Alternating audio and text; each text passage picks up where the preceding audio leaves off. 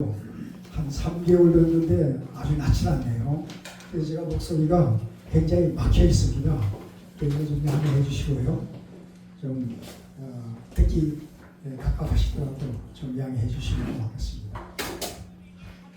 오늘 제가 여러분들과 함께 생각할 것은 그 트럼프의 MAGA, Make America Great Again 이라는 정책에 대해서 우리가 이해를 좀 했으면 좋겠다. 외교관이 이 정책이 언론에서는 굉장히 비판을 하고 있어요. 미국 내 언론뿐만 아니라 우리나라 조중동을 비롯한 메이저 언론들도 이 트럼프에 대해서 굉장히 부정적이고 아주 그런 시각을 보내고 있고 부정적인 보도를 많이 하고 또 부정적으로 기사를 쓰고 이렇게 합니다. 그러나 현실 그 정책을 한번 잘 살피려면 굉장히 대한민국의 하나의 발전의 촉발이 될 수 있는 굉장한 그러한 내용이 담겨 있다는 것을 오늘 한번 여러분과 함께 제가 분석을 해보겠습니다.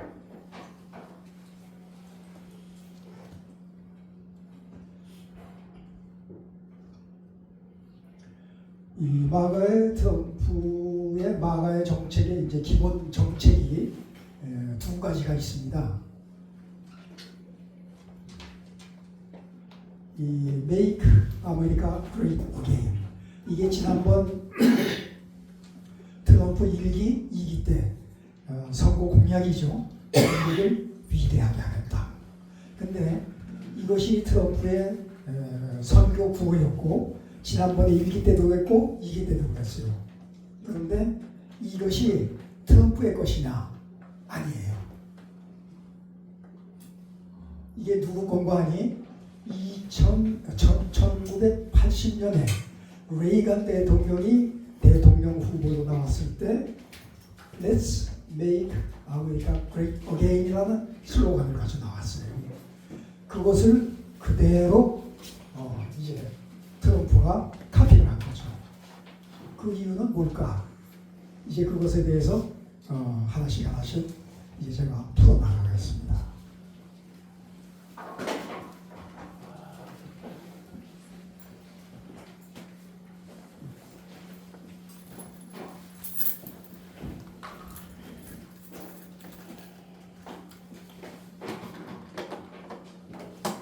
지금 말씀드린 대로 마가 정책의 기본 방향이 두 가지라고 했죠. 첫 번째, 중국 공산당을 격파하는 거예요. 중국 공산당. 그러면 중국 공산당을 격파한다는 건 우리 국가 그 목표하고 일치합니까? 어떻습니까? 우리 국가 목표하고도 일치하죠. 네, 일치합니다. 그리고 두 번째는 제조업의 투하입니다.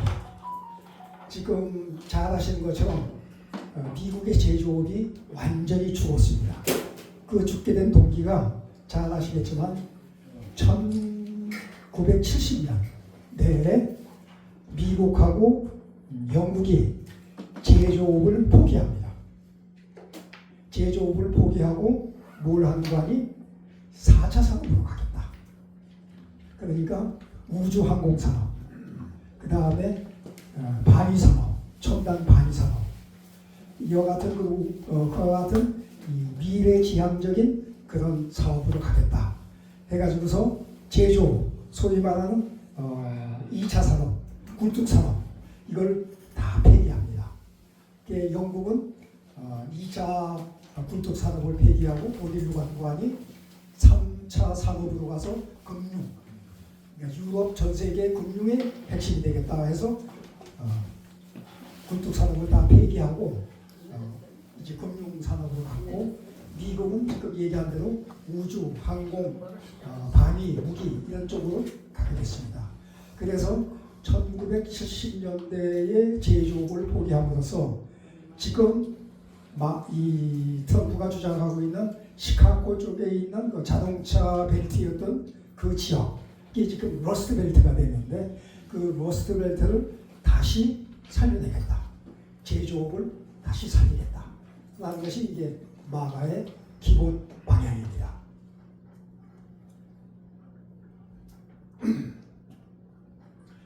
여기 보시는 것처럼 이 두 가지 중국 공산당의 패권 경쟁에서 중국 공산당을 격파하겠다.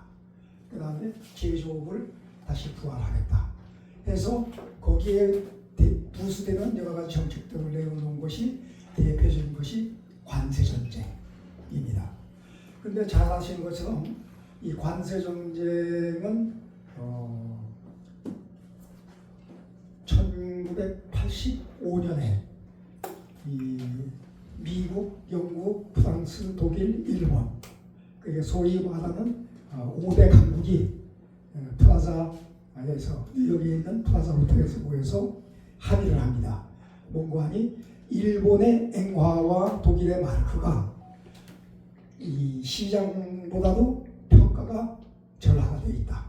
그러니까 앵화와 마르크 값을 올려라 하는 것을 협정을 체결합니다. 그것이 프라자 합의인데 그 프라자 합의를 통해서 이 제조업을 다시 살리려고 이 레이건 대통령이 시도를 했는데 여기서 패권 경쟁에서는 목표를 달성하는데 이 제조업의 부활에 대해서는 레이건 대통령이 실패를 합니다. 그래서 레이건 대통령은 1990년에 소련 공산당을 붕괴시키죠. 그건 성공합니다.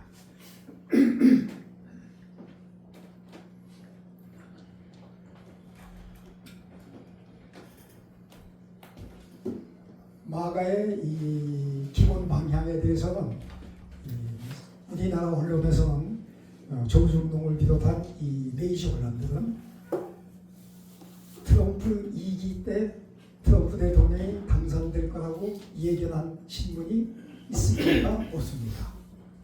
하나도 없었어요. 다 해리스가 당선된다 이렇게 얘기했습니다. 네, 하나도 없었어요.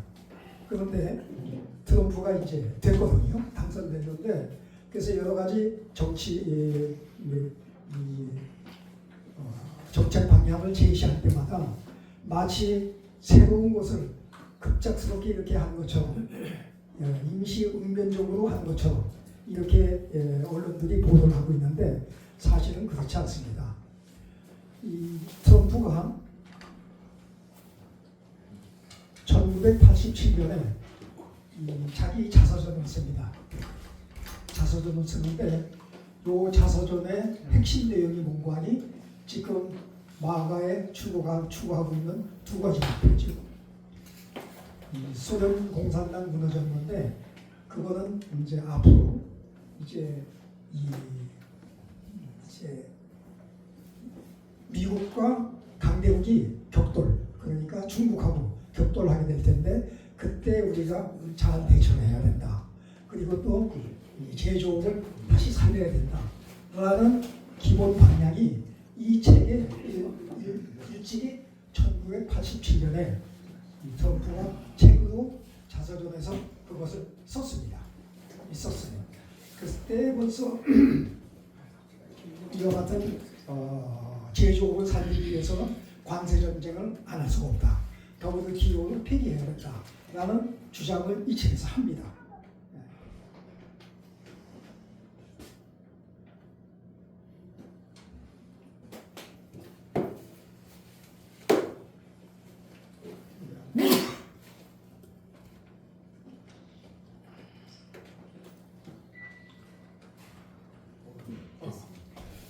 그리고 2015년에 자기가 대통령 출마하기 2년 전이죠. 당선된 것이 2017년 1기 때니까 2년 전에 불구가 된 미국이라는 책을 썼어요. 여기 보시듯이 크리폴드 아주 병신이 됐어요. 왜? 제조업이 죽었기 때문에 크리폴드 병신이 된 거죠.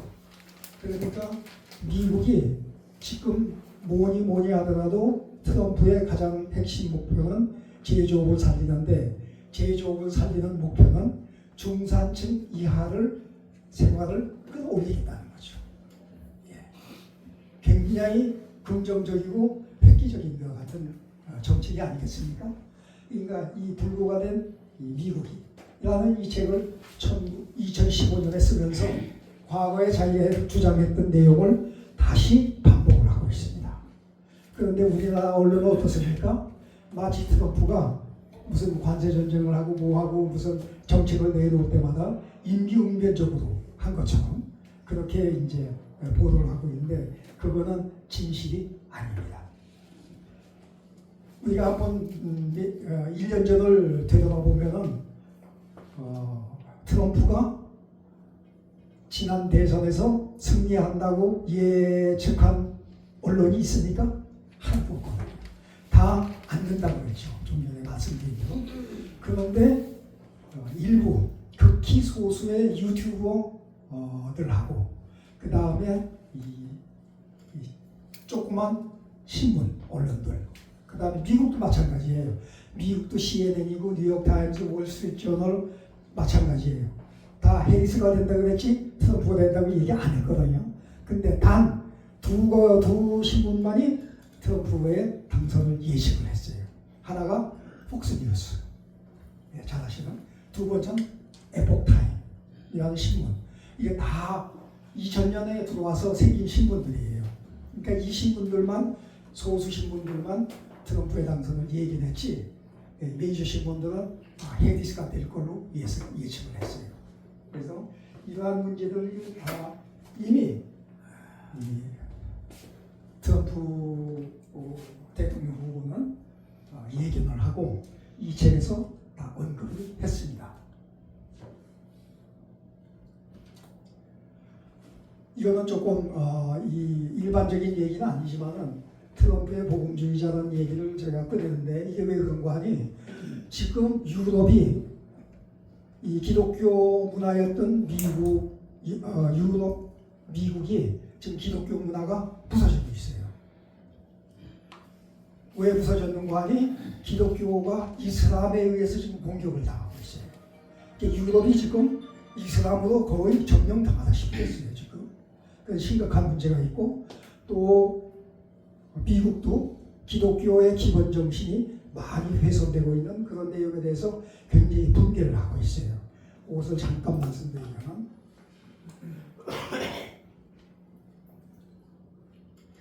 2022년에 바이든 대통령 시절에 동성혼 존중법이라는 게 통과됐어요.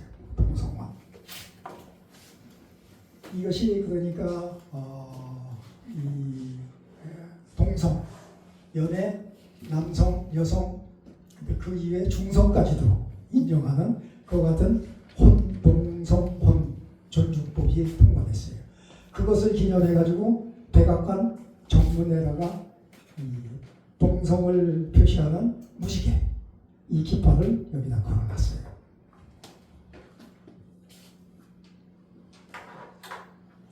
그런데 트럼프 대통령이 작년에 당선된 다음에 지난 4월이 부활절이지 않습니까? 그때 부활절 때 이 동성연애 무지개 깃발 대신 예수의 부활하는 그림을 갖다 붙였어요. 그래가지고 자기가 복음주의를 주장하는 그 같은 내용을 주장했습니다. 이거는 미국이 지금 굉장히 기독교가 도전을 받고 있거든요. 미국은 기독교 정신에 의해서 세워진다는데 지금 크게 도전을 받고 있습니다.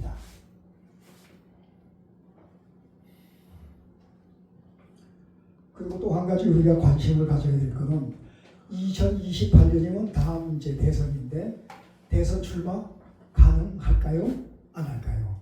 왜 그런 아니 미국 헌법에 의하면은 대통령이 2번 이상을 못하게 돼 있어요. 그런데 연임을 못하게 돼 있다고 그랬지 한 번 뛰어서 한다는 거는 그거는 규정이 없어요. 규정이 없거든요. 그래서 지금 어떤 분위기인가 하니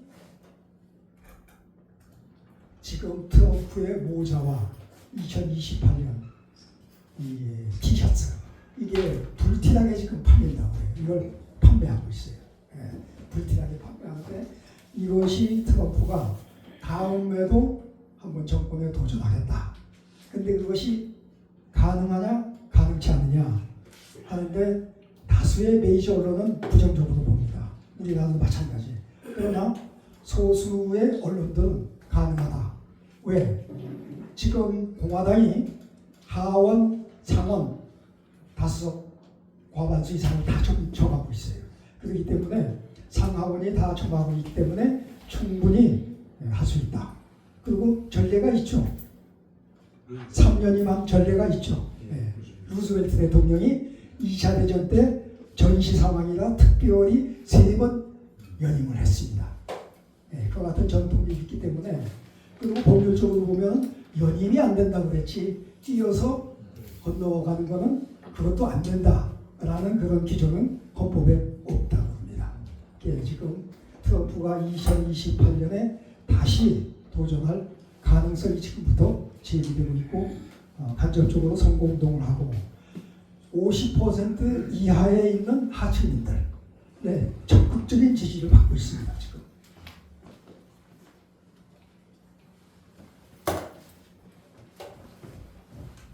아까 말씀드린 대로 트럼프 정부의 기본 정책은 중국 공산당하고의 패권 경쟁입니다.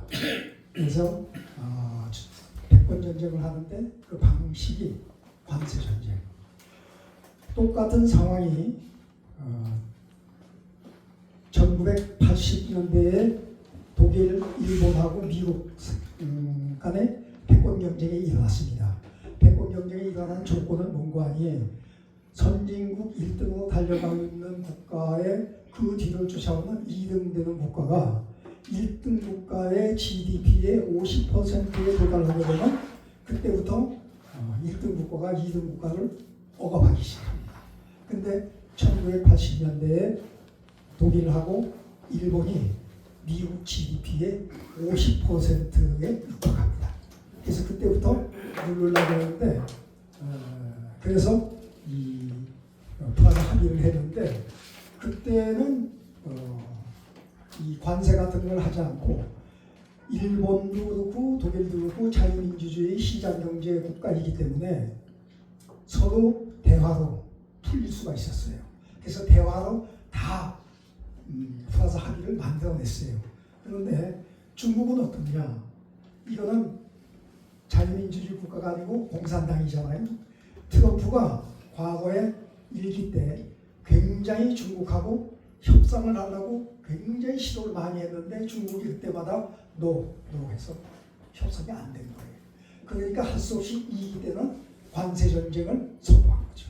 이건 이 말로 안 되니까 힘으로 하자 이렇게 된 거죠. 그래서 중공 해체가 최종 목표고 이 목표가 달성돼 가고 있습니다. 중국이 지금 급전직하고 지금 경제가 악화되고 있죠. 이것이 상당히 효과를 보고 있다. 그 다음에 중국 공산당을 해체하기 위해서 하고 있는 방법 중에 하나가 대중공에 대한 디커플링.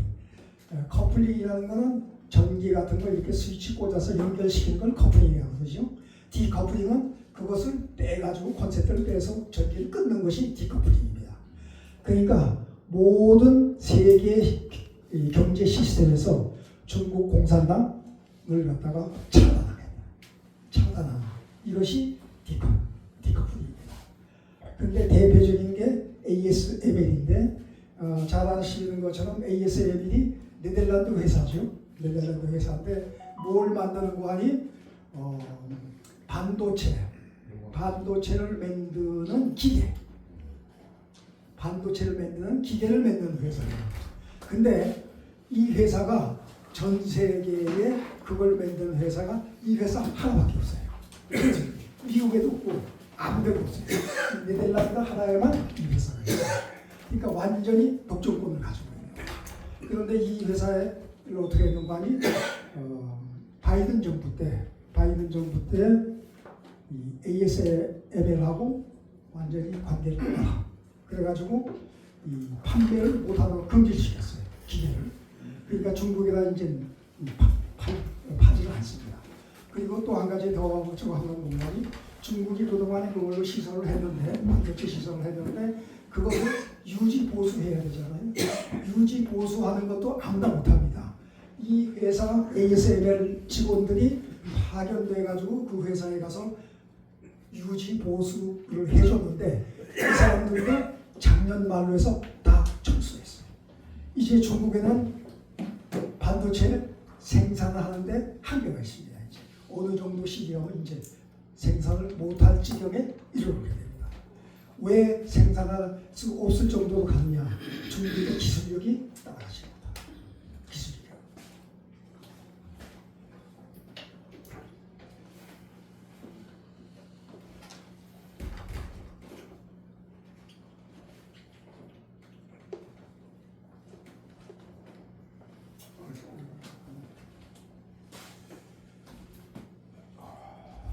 예, 그리고 아까 말씀드린 제조의 부활.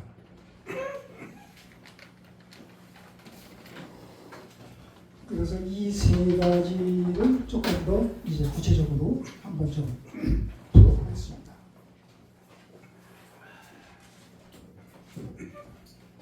예, 관세전쟁.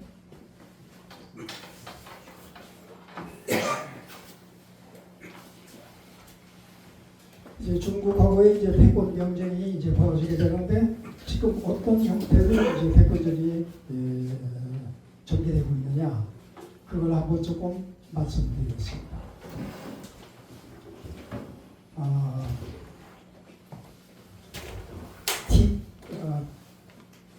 티테디데스의 트랩, 그러니까 티테디데스의 함정이라는 이 국제 정치 용어가 있습니다. 이 투키디데스의 함정은 투키디데스의 함정은 뭔가니 강대국과 신흥 세력이 힘이 비슷하게 되어 가려고 할 때 강대국이 쫓아오는 나라를 짓밟는 하나의 그 함정, 그것을 티데스의 함정이다. 이렇게 국제사회에서 얘기를 하고 있습니다. 투키디데스는 이제 그리스의 역사학자죠. 역사학자인데 이 사람이 이와 같은 이론을 펴냈습니다.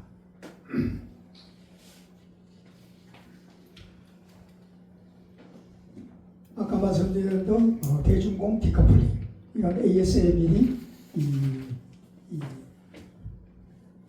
반도체의 하드웨어를 이제 만드는 회사인데 이 회사가 이제 중국하고 모든 것을 관계를 끊도록 이렇게 조치를 취했기 때문에 이제 어떻게 중국이 기왕 가지고 가 있는 그 시설을 유지 보수할지 이제 두고 봐야 될 숙제입니다.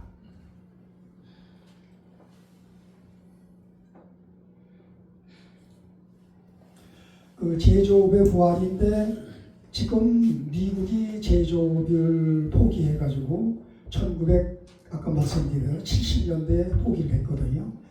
그때 우리 회원 여러분들 다 기억하실 거예요. 1960년대, 70년대에 전 세계의 제조업이 미국이 최강이었습니다. 그때 미국 메이드 인 USA 그러면 무조건 제일 좋고 우리가 많이 썼어요. 지금 기억나실 겁니다. 나비스코라는 비스켓도 있죠. 기억나실 겁니다. 그 다음에 카네이션, 우리 그 커피할 때 이제 타 먹는 프림 있죠. 그게 카네이션 회사였잖아요. 이런 것들이 일본이 다 사갔어요. 그러니까 제조업을 포기하니까 미국, 영국에 있는 이 제조업을 일본하고 독일이 거의 다 쓸어갔어요. 나중에는 그때 미국이 경제 사정이 좋지 않으니까 엠파이어 스테이트 빌딩도 팔았지 않습니까? 지금도 엠파이어 스테이트 빌딩이 일본 사람 소유입니다. 51%가 지금 일본 사람이 소유하고 있어요. 트럼프가 한 15% 정도 가지고 있고 나머지 정도인데 엠파이어 스테이트 빌딩 그러면 어떤 의미 있습니까? 1929년에 완성이 되죠. 미국 자본주의 시장 경제의 아주 세계적인 랜드마크, 아주 성공한 이 기념탑이지 않습니까? 그것을 미국이 일본한테 팔았어요. 돈이 없어가지고. 예. 그래서 모든 제조업이 다 그때 다 이제 가라앉기 시작했거든요.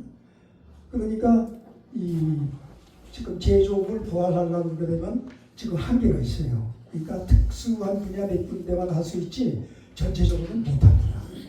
반도체를 지금 하려고 하고 지금 삼성하고 지금 SK가 지금 반도체 공장을 지금 미국에다 투자를 많이 했죠.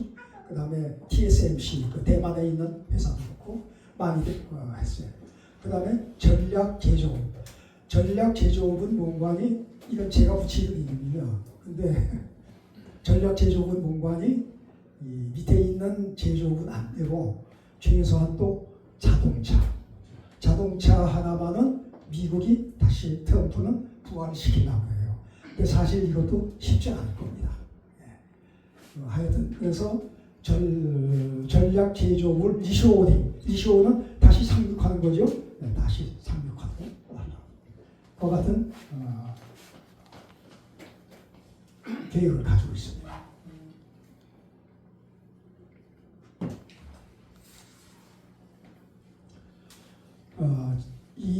지금 이 관세 전쟁을 제가 이름을 붙였습니다. 제2의 프라자 합의. 프라자 합의가 1985년에 체결된 거거든요. 미국, 영국, 프랑스, 독일, 일본 5개 나라가 체결을 했는데 이제 달러하고 엔화, 독일 마르크가 이 환율이 맞지 않으니까 환율을 높여라. 그래가지고 환율을 높여가지고 5년 만에 약 35% 정도가 엔화가 올라갔어요. 그러므로 인해서 프라자 합의 이후로 일본이 어떻게 됐습니까? 잃어버린 20년에 들어가게 되죠. 그리고 독일도 EU의 선장이었다가 EU의 절름발이가 되잖아요. 근데 다행히 5년 후에 동서독 통일이 돼요. 통일을 기해서 그것을 벗어나는 계기가 됩니다. 근데 일본은 그런 계기가 없어요. 그 잃어버린 20년의 여파가 지금까지도 일본 경제를 밀고 있습니다. 제가 이 삼성에 계시는 임원한테 직접 들은 얘기인데요. 삼성전자가 창립된 것이 1981년. 1981년에 삼성전자가 만들어졌어요. 그때 이병철 회장이 만들었다고 모든 사람들이 다 얘기하는데 진실은 뭔가니 미국이 한국 보고 반도체 회사를 해라. 그러면 우리가 밀어줄게. 그래서 1981년에 회사를 설립합니다. 그래가지고 미국이 도와준 그 증거는 뭔가니 아니 대기업이 회사가 설립돼가지고 최고의 일본 도시바 그 당시 그 반도체 최고 업체가 도시바인데 도시바하고 10년 만에 도시바하고 동결에 올라갑니다. 동결에 올라가요. 그게 일반적으로 가능합니까? 가능치 않아요. 특별한 어떤 힘이 작용했기 때문에 그래요. 그 뭔가지 미국이 도와준 거예요. 그리고요 2000년 초에 가서는 삼성이 도시바를 제끼지 않습니까? 그래서 삼성이 1등이 돼요. 어떻게 20년 만에 그래 이름도 없는 회사가 창설해가지고 그렇게 갑니까? 이거는 미국의 적극적인 도움에 의해서 그렇게 그래서 그걸 가지고 저는 또 한 가지 유추하는데 지금 대만의 TSMC 그거는 뭔가니 파운드리 그러니까 이렇게 이제 만들어 주십시오 그러면 거기에 공장에 맞는 반도체를 다 설계를 가져오면 거기 그대로 설계대로 만들어서 공장에서 주는 거거든요. 그 파운드리를 지금 대만의 TSMC가 55%를 하고 있어요. 그리고 삼성이 18%를 하고 있어요. 그럼에도 불구하고 작년에 평택에다가 삼성이 파운드리 공장을 만들었죠. 네. 지금 경쟁이 50대 18인데 거기에 뚫고 들어가려고 삼성이 했겠어요? 제 생각하면 틀림없이 또 하나의 스토리가 있다. 두고 보십시오. 앞으로 10년 내에 삼성 파운드리가 TSMC 치고 올라갈 겁니다. 왜 그러냐? 대만의 TSMC는 뭐니 해도 중국 거예요. 결과적으로. 그렇지 않습니까? 믿을 수가 없죠. 일본도 1941년에 진중한 폭격한 그 원죄 때문에 미국하고는 지금 겉으로는 좋은 척 하지만 나쁠 때는 아주 극히 나쁜 사이. 마찬가지로 삼성을 밀어줄 거다.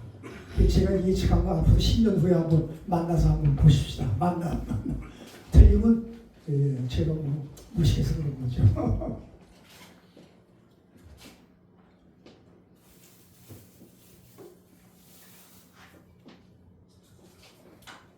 예, 이게 플러스 합의인데요.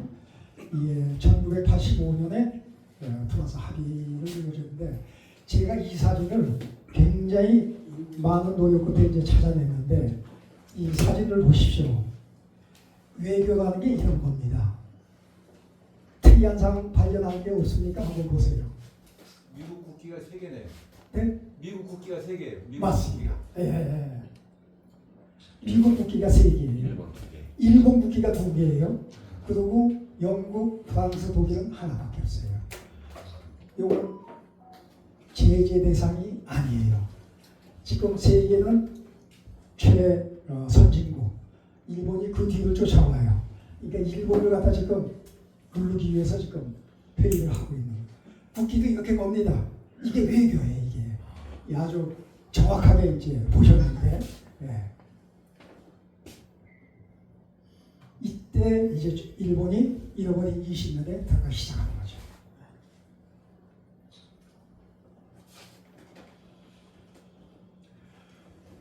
그 트럼프가 우리 정부에 대해서 어떤 정책을 가지고 있느냐, 그걸 한번 살펴보면서 과연 조중동을 비롯한 미지 언론들이 정확하게 그 상황을 분석하고 이 국민들에게 정확한 것을 알려주고 있느냐, 그것에 대해서 좀 한번 생각해 보겠습니다. 트럼프를 보게 되면 지금 우리나라의 75%의 국민들이 트럼프에 대해서 좋은 생각을 갖지 않는 것 같아요. 제가 보기에는 약 75% 되는 것 같아요.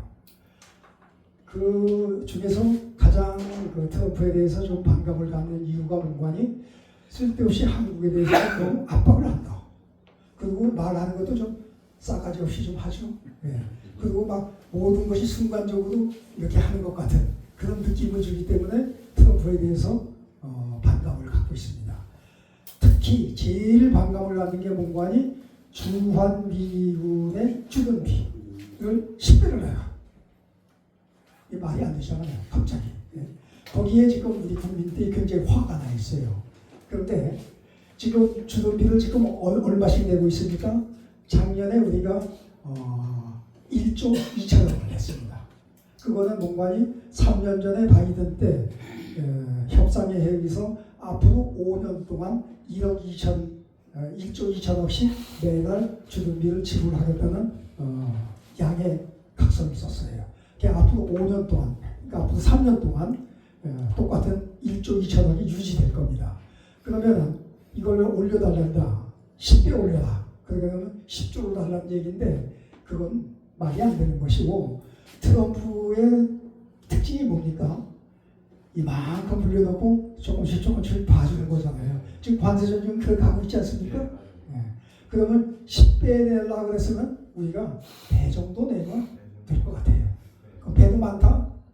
왜 배씩 내느냐? 이렇게 얘기하는지 모르는데, 그러면 지금 현재 우리가 주둔비로 1조 2천억을 주면은 그 돈이 어디에 들어가는지를 한번 살펴볼까요? 네.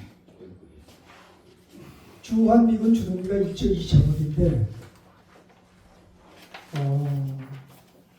주한미군이 지금까지 우리가 주둔비 낸지 지금 한 7, 8년 됐는데 그동안에 1달러 한 장도 본국으로 가져가지 않았어요. 다 여기에서 썼습니다. 네, 나름대로 썼어요. 대표적인 예로 미군이 지금 얼마예요? 28,000명이죠. 미군 평택 대지가 제일 크지 않습니까? 평택에 지금 거의 뭐 80%가 주둔하고 있는데 그 주둔하고 있는 미군 부대에 한국 근무자, 그러니까 군무원이라는 거죠. 군무원이라고 해요. 미군 부대에 근무하는 사람들, 뭐 저기 청소하는 사람, 식당에서 서브하는 사람, 그 다음에 행정적으로 지원해주는 사람, 그 다음에 안에 이제 시설이 노후되게 되면 고쳐주고 뭐 시멘트 작업하고 이런 사람들 1,200명이에요. 1,200명. 이 사람들이 연봉이 5천만 원이다 라고 하게 되면 이분들이 얼마예요? 한 1년에 100억씩 월급을 타가요. 이 사람들 100억씩 계산해 보세요. 연봉 5천만 원씩 해서 2,200명. 예, 그 정도 돼요. 그렇지요? 그 다음에 전기세 내죠? 수도세 내죠? 그 다음에 주둔비, 땅값은 합의에 의해서 받지 않습니다. 전기, 수도세. 그리고요, 평택에 한번 가보세요. 평택 비군부대 앞에 그 상가가 그냥 다 형성되어 있어요. 나이트클럽 있고 다 있어요. 그러면 주말 되게 되면 20대 젊은 청년들 이 에너지를 어디다 소비합니까? 디스코테크 가서 춤도 추고 다 해야 될 거 아니에요? 그 애인 만나가지고 데이트도 해야 되고, 그리고 요즘 맛있는 케이푸드 얼마나 잘 먹어요? 불고기, 예?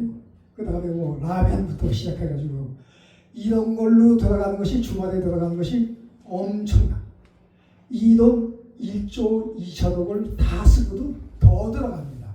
그리고 친한 애인 만나면 주말에 데이트 한번 하게 되면 그래도 수고했다고 100불이라도 줘야 될 거 아니에요. 150불도 줘야 되고. 예. 그 돈 다 따지면요, 1조 2천억 다 쓰고도 모자라요.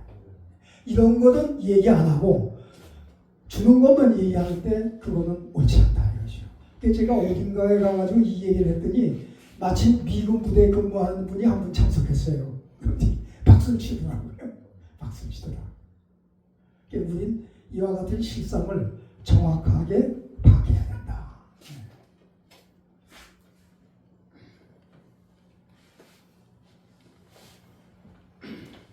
그 다음에 관세 부과 문제.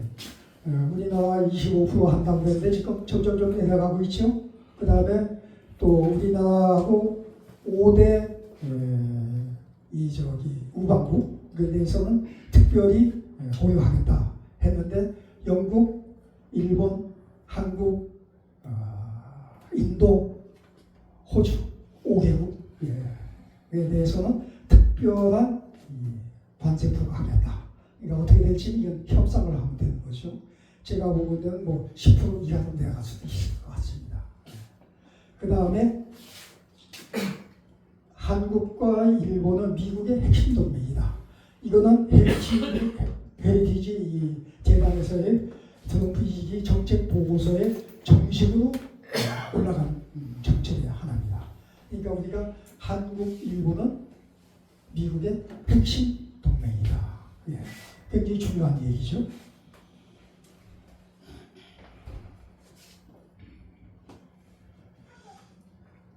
이와 같이 미국이 우리에게 관세 이걸 부과하고 그 다음에 주둔비 문제 이런 것들을 주장하는데, 그러면 미국에 대해서 우리가 협상할 수 있는 카드는 어떤 게 있는가? 그걸 한번 살펴보겠습니다. 군함 MRO, M은 Maintenance, R은 Repair, O는 Overhaul. 그러니까 관리, 보수, 유지, 보수, 관리, 이것을 갖다가 이제 군함 MRO라고 하는데, 군함에 대해서 한국 보고 트럼프 대통령이 당선되고 일주일 만에 전화하는 통화에서 미국 군함들을 좀 봐달라고 부탁하셨지 않습니까? 지금 MRO가 어떻게 되는지 한번 살펴보고, 그 다음에 또 하나는 원전건설, 방위산업, 그 다음에 바이오산업, 그 다음에 알래스카의 LNG 사업, 이 5가지를 가지고 한번 좀 분석을 해보겠습니다.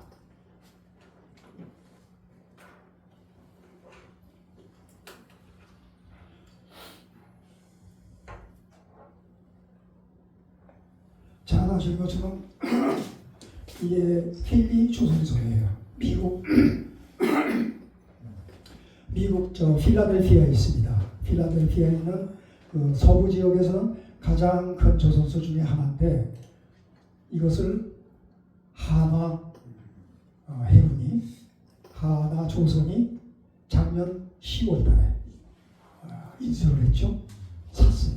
네, 이거 조선소 샀어요. 근데 산 것이 어떻게 사는 거 아니? 우리 그 친구 가운데 한화군보다 퇴직한 분이 있는데 그분이 그러더라고요. 이 트럼프 대통령하고 한화 그 김승연 회장하고 굉장히 가깝대요. 옛날부터 사업적으로 이렇게 잘한대요. 근데 하루는 백악관에서 연락이 왔대요. 한화군에서 이거 좀 사, 빨리. 그래서 분함에 대한 MRO 얘기가 나오자마자 이것을 한화조선 인수를 했어요. 여기에서 이제 앞으로 미국 분함을 수리를 할 겁니다. 근데 미국 그 법에 보니까 존 액트라는 법이 있답니다. 존 액트라는 법이 있는데 그 법은 문관이 미국의 군함은 미국 내 조선소에서 수리하고 이렇게 만들 수 있지 외국에 가서는 만들지 못한다 이렇게 돼 있대요. 그런데 그 존스 액트를 지금 수정을 고치려고 수정안이 상하원에 이제 올라가고 있는데 어떻게 고쳤느냐 하니 미국 국내에서만 수리할 수 있는 군함을 해외에서도 할 수 있게 하는데 단 동맹 국가만 한다. 이렇게 제안을 했어요. 전 세계에 미국하고 동맹한 나라가 어디 있습니까? 한국, 대한민국 하나밖에 없어요. 그러니까 대한민국을 딱 지목한 거예요. 트럼프가 한국을 그렇게 좋아한대요. 트럼프가 한국을 최초로 방문한 것이 IMF라는 1998년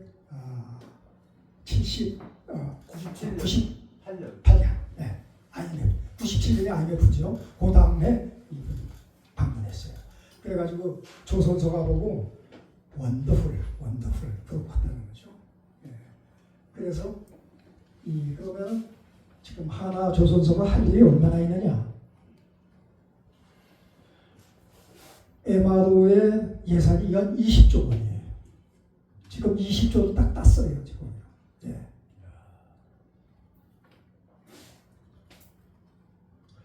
그 다음에 미국 군함이 296척인데요. 미국은 주력이 뭡니까? 육해공군 세 중에서 해군이 가장 강하죠. 우리나라는 육군. 예. 그 다음에 미국은 해군. 그다음에 공군이 제일 강한 나라가 있어요. 공군 주력 부대인 국가가 있어요. 이란은 공군이 주력. 육군은 얼마 없어요. 다 공군이 주력이 많습니다. 그런데 군함이 지금 296정, 중국이 350척이에요. 중국한테 지금 떨어졌어요. 배를 만들 곳이 없어요. 만들 수가 없어요. 그러니까 앞으로는 이 군함을 최소한도 400척으로 올리겠다는 거죠. 그 같은 계획을 가지고 있습니다.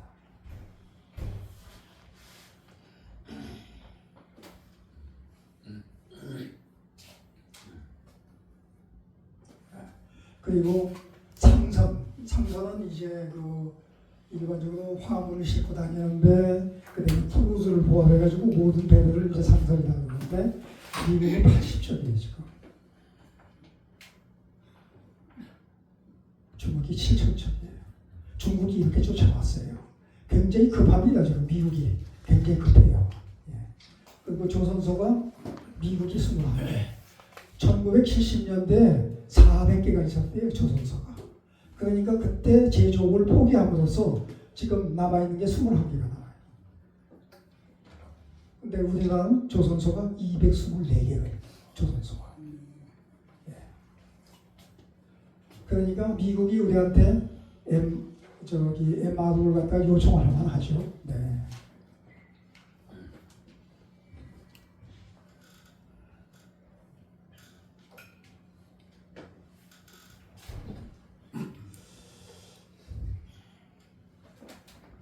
원자력 건설, 원전 건설에 대해서 이제 살펴보면은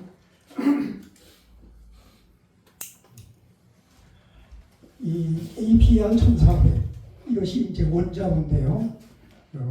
방사능 처리하는 이제 원자로인데 이게 APR 1400이 세계에서 최고로 좋은 원자력 발전입니다.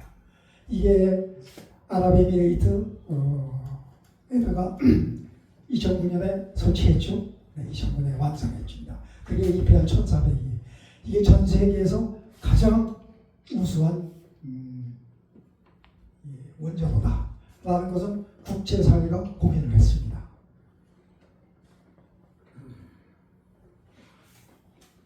앞으로 이제 전 세계가 원자로를 몇 개가 필요한지 원자력 발전소의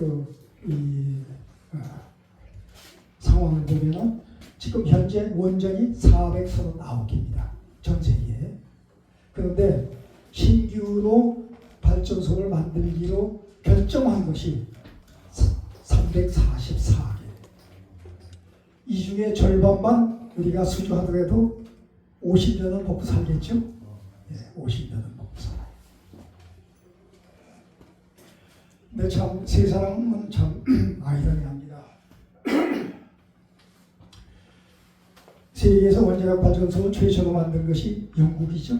네. 영국이 1953년에 최초의 원자력 발전소를 만들었어요. 그런데 10년 만에 이걸 폐기합니다. 왜? 환경단체 때문에. 영국 가보셔서 다 알겠지만 제가 영국에서 한 3년 살았는데 영국엔 높은 산이 없어요. 그러다 보니까 강이 없습니다. 강도 큰 강이 없어 조그만 강. 그러니까 감사합니다. 발전을 할 수 있는 수력으로는 발전이 안 돼요. 그러니까 다 석탄 발전을 하거든요. 석탄이 얼마나 공해가 심합니까? 그럼에도 불구하고 환경단체가 만들지 못하게 해서 10년 만에 완전히 원자력 발전을 포기하죠. 근데 지금 영국이 30개를 지금 설치하겠다고 지금 계획을 세웠어요. 앞으로 30년 동안에 30개, 10년에 하나씩 만들겠다. 지금 원자력이 발전이 가장 친환경적이고 오염이 없다는 것이 입증이 됐죠. 네, 원자력 발전. 그러니까 앞으로 이게 우리 먹거리입니다. 먹거리. 예.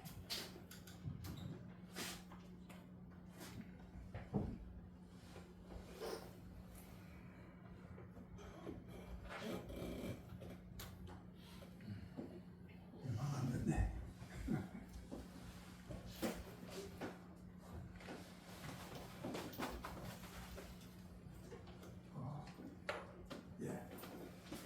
이게 지난달 14일 날이죠. 4월 14일 날 미국하고 그러니까 미주리 대학이요. 미주리 대학 연구 원자로를 이거를 계약을 했습니다. 돈은 얼마 안 돼요. $10,000,000밖에 안 되는데 그러나 이것이 가지고 있는 의미 이거는 엄청난 거죠. 미국이 우리나라를 인정해가지고 원자로를 데려다가 앞으로 미국과 우리나라가 공동으로 원자력 발전 시장에 들어간다 라고 하게 되면 엄청난 시너지 효과를 가져올 거다. 하나의 아주 상징적인 사건입니다. 굉장한 좋은 뉴스죠. 그런데 이런 것이 국내 언론은 잘 보도가 안 돼요. 안 됩니다.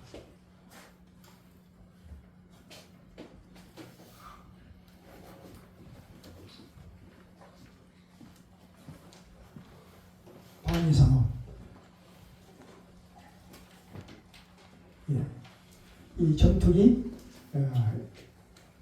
FA-50 이 전투기는 굉장히 지금 전 세계적으로 유명하죠.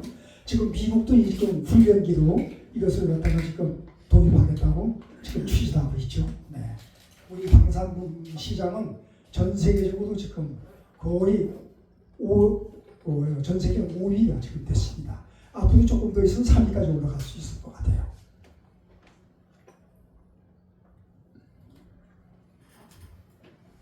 이 구축함이죠. 세종대왕함. 지금 이 세종대왕함이 전 세계에서 가장 우수한 구축함이에요. 전 세계에서 가장 우수한 구축함이라고 얘기한 것이 한국 사람이 한 게 아니고 지난번에 해군 장관이 우리나라에 왔다 갔죠. 2월달에. 그때 그 사람이 그런 얘기했어요. 야, 이거는 세종대왕함은 구축함으로써 세계 최고의 배다라고 미국이 평가를 해줬어요. 예.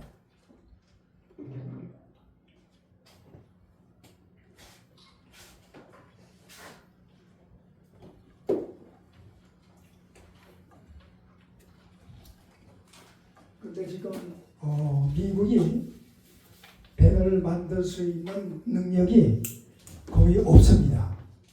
이 자료를 보니까요.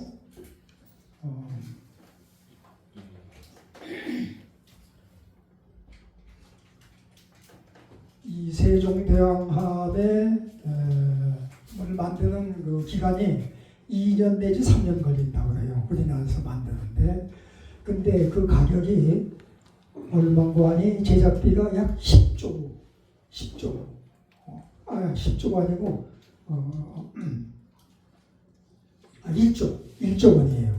1조 원인데 만약에 이 배를 미국이 제작한다 라고 가정하면은 시간이 10년 걸린대요. 10년.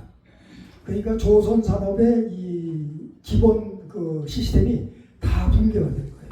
10년 걸리고 그 다음에 가격도 10배인 10조가 들어간대요. 시간도 3배, 가격도 10배. 그러니까 도저히 경쟁력이 없는 거죠. 이와 같이 우리가 지금 이 세종대왕함을 만들 수 있는 것 같아요. 이 방위 산업이 지금 굉장히 지금 치고 올라가고 있습니다.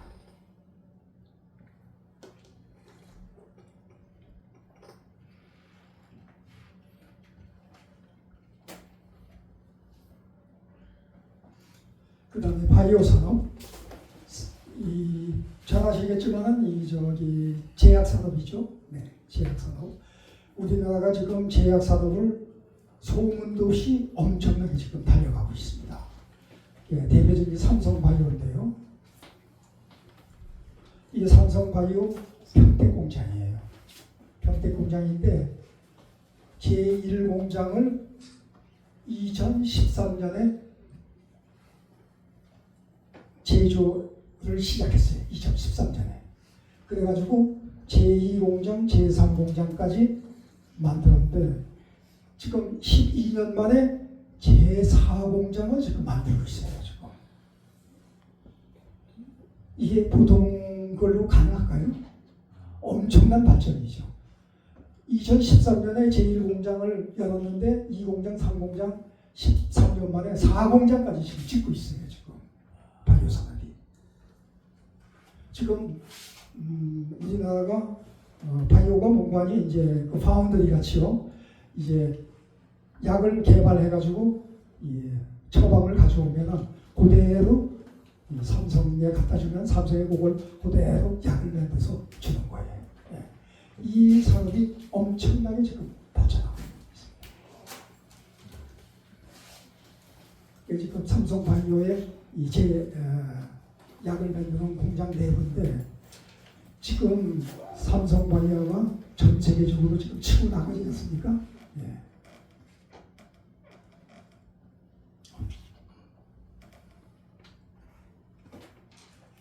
아라스카 LNG 사업. 지금 우리나라 언론들은 지금 아라스카 LNG 사업에 대해서 굉장히 부정적인 시각을 가지고 있죠. 예. 이게 마치 미국이 하다 못해가지고 우리나라한테 무슨 떠넘기려고 바가지 씌우려고 그러는 것처럼 우리 국내 언론들이 보도하고 있어요. 근데 그게 사실이에요. 거짓말 아니에요. 왜? 기술력이 없으면 그럴 수밖에 없죠. 근데 한국은 그런 기술력이 있다 이거예요. 그걸 트럼프가 아는 거예요. 그러니까 어떤 기술력이 있는지 한번 볼까요? 지금 아라스카 LNG 사업의 그 내용을 보게 되면 이 북극 빙하 지역에서 요 알라스카까지 1,400km의 그 파이프 관을 설치하는 거예요. 이게 무슨 공상관이 한참 추울 땐 영하 50도 되는 그 기후가 7개월이 50도 일할 수 있는 건 1년에 5개월밖에 안 된대요. 7개월은 일을 못 한대요. 추워서. 그런데 이게 1300km를 갖다가 파이프 넣는 거죠. 이 공사. 그렇게 되면은 지금까지는 여기에서 육로로에서 휴스턴을 해서 파나마운다 거쳐서 동경 한국까지 오는데 40일 걸리는 것이 이 파이프라인이 되게 되면 9일 만에 오는 거죠. 그러면 LNG 값이 얼마나 절약이 될까요? 한 30%는 절약이 될 겁니다. 예. 공사 기획을 한번 볼까요? LNG를 연간 2천만 톤 생산하는 거죠. 그리고 지금 얘기하는 1300km의 파이프라인을 넣는 거예요. 넣는 건데. 근데 우리나라 언론에서는 뭐라고 보도했는가니 마치 알래스카에는 LNG를 땅속에서 파내는 개발 사업을 한 것 같은 그런 어조로 보도하고 있어요. 그게 아니에요. 그거는 다 됐어요. 이제 공급하는 파이프라인만 심으면 돼요. 파이프라인. 이게 핵심이에요. 파이프라인.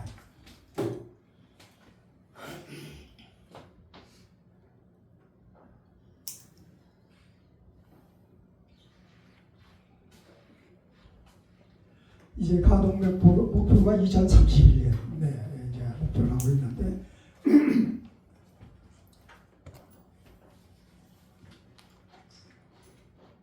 예, 이 파이프라인을 해서 공급할 그 LNG를 한국, 일본, 태국, 대만 등에 공급을 하는 것이죠. 근데 대만은 벌써 주문을 했어요. 1년에 100만 톤씩 나한테 보내달라고. 벌써 주문했어요. 대만은 주문했더라고요. 예. 근데 총 공사비가 420불, 약 600조 들어가.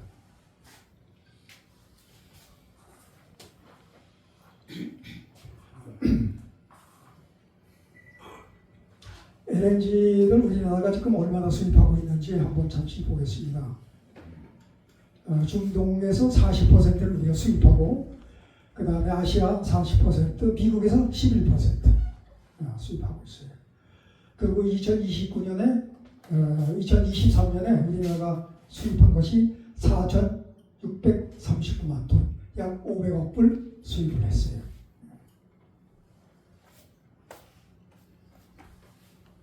그렇게 되면은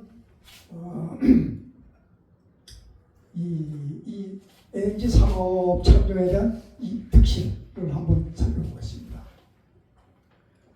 무역 불균형 해소. 그러니까 지금 작년에 미국하고 이 대미 흑자 규모가 556불이에요. 556억 불이에요. 그런데 지금 보면은 이 중에서 중동에서 수입할 것을 미국에서 수입하게 되면 55%인데 40%를 수입하게 되면 무역 불균형 해소에 엄청난 도움이 되겠죠? 네, 지금 트럼프가 주장하는 게 무역 불균형이니까 그걸 이제 해소시켜주는 하나의 계기가 되죠.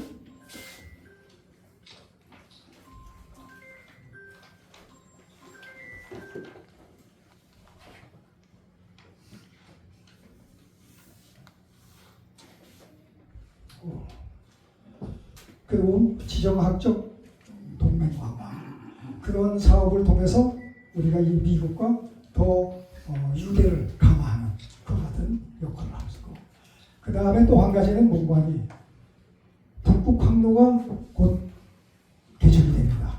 그러면 그때 북극 항로 사업에 참여하는 거죠. 그 기회를 확대하는 거예요. 대표적인 게 뭐냐?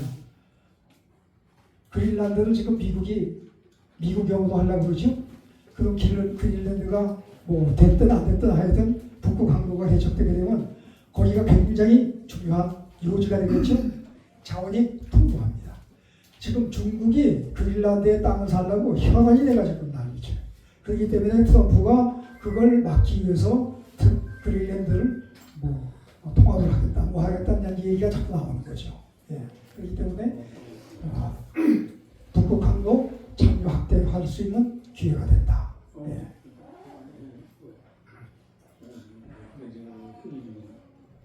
그럼 왜 우리한테 이 험난한 공사를 해달라 그럴까? 우리가요, 여기 있는 대로 1984년에 동아건설이 리비아 대수로 공사를 했어요. 아주 성공적으로 했어요. 그 이후 지금 우리나라가 전 세계의 난공사 중에 난공사인 어려운 공사는, 특히 토목공사는 다 우리나라가 했어요. 대표적인 게 쿠알라룸푸르에 있는 1km 높이 쌍둥이 빌딩, 삼성건설이 했죠. 아무도 못한다 그랬어요. 삼성이 해놨어요.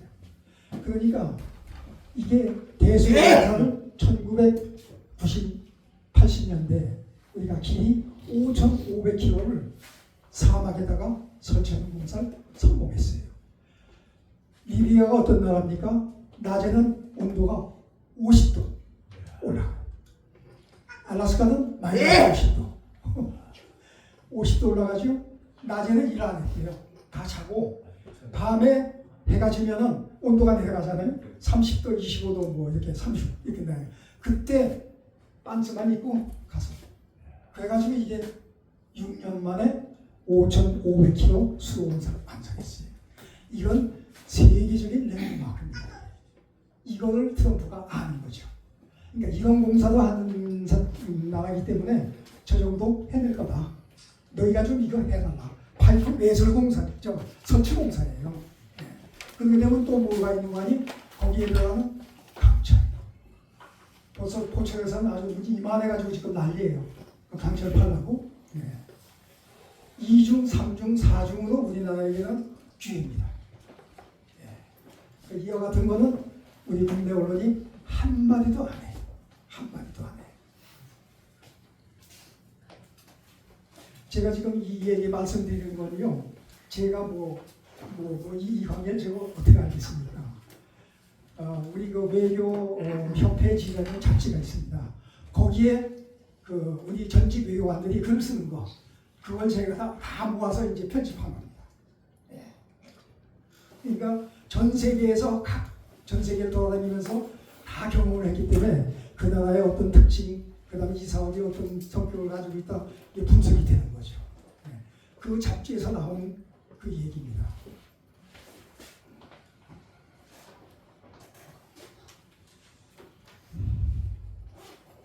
이제 시간이 5분 넘었습니다. 5분 내로 끝내도록 하겠습니다.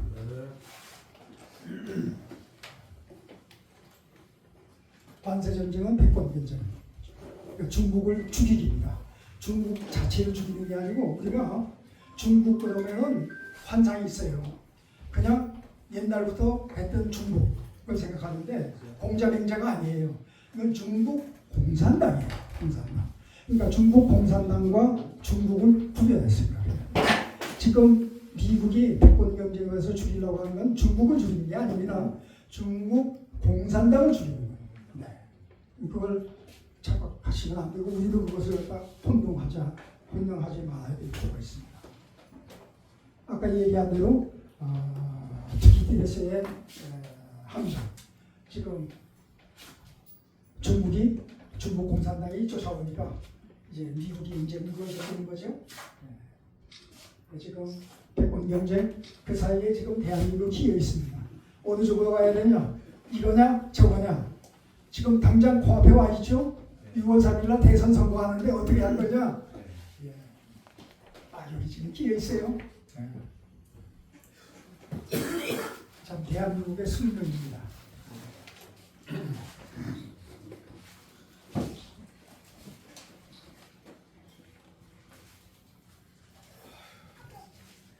중국 공산당의 중산업 기술력의 허상.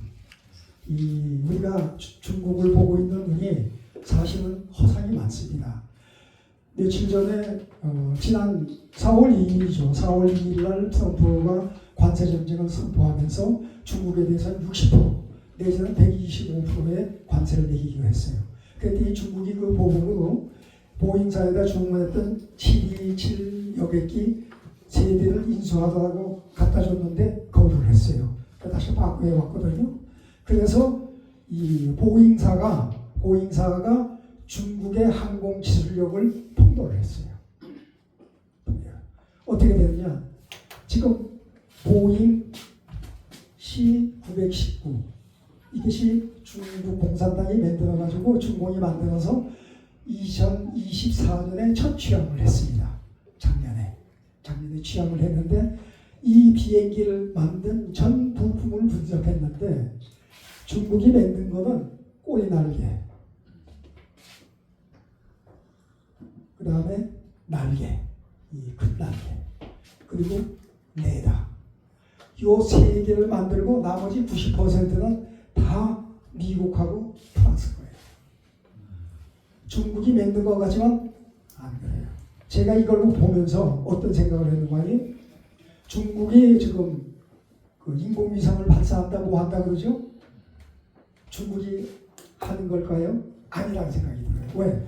이 정도의 기술 가지고 어떻게 비행기도 못 만드는데 어떻게 로켓을 만들고 우주 비행체를 만들겠습니까? 다 외국 기술자를 데려다가 외국 기술을 카피해가지고 도둑질 해가지고 가지고 와서 기술자들 해가지고 그 사람들이 만든 거예요. 이 사람들이 철수하면 못 만들어요. 예. 이것이 중국의 실상입니다. 그렇기 때문에 트럼프가 말로 통하지 않으니까 협상이 안 되니까 힘으로 밀어붙이는 거죠. 힘으로 밀어붙이는 거예요. 이거 보고 우리 중국에 대한 허상을 발견하셔야 됩니다. 중국 공산당은 반칙은 지금 미국에요. 중국하고 관련이 돼가지고 재판을 받고 있는 공무원, 군인, 과학자, 회사 임원 이 관계된 요에 있는 사람이 10,000명이 넘는다. 10,000명이 재판을 받고 있네요. 그러니까 기술 유출, 그 다음에 뇌물수수 이런 걸로 고발된 거죠. 이 유명한 그림이죠. 이제 마라톤을 지금 합니다. 마라톤을 하는데 중국이 미국을 초월하려고 해요. 그러니까 미국이 쳐서 못 나가게 하고 있어요. 근데 잘 보세요. 칠 수 있는 권리가 있습니까? 없습니까? 미국이 중국을 중국으로 칠 수 있는 권리가 있나요? 보십시오. 백넘버가 134예요. 근데 미국 넘버 딱 붙였어요, 지가. 한 대 칠만 하죠. 이게 사기예요. 미국 번호를 붙일 때 있는 거예요. 그러니까 한 대 쳐버리는 거죠. 예, 유명한 그림이에요. 이게 굉장히 유명한 그림. 이거 134번을 도둑질 해간 거예요. 예, 백넘버를 도둑질 해간 거예요. 정말.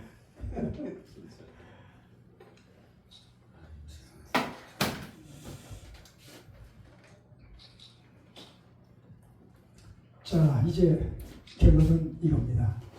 이게 특히 이 역사학자예요. 역사학자가 얘기한 대로 강대공격하고 2등하고 경쟁이 붙으면은 이제 그 함정의 원칙에 의해서 찍어 누르게 되어 있는데 대한민국은 고사에 다 끼어 있어요.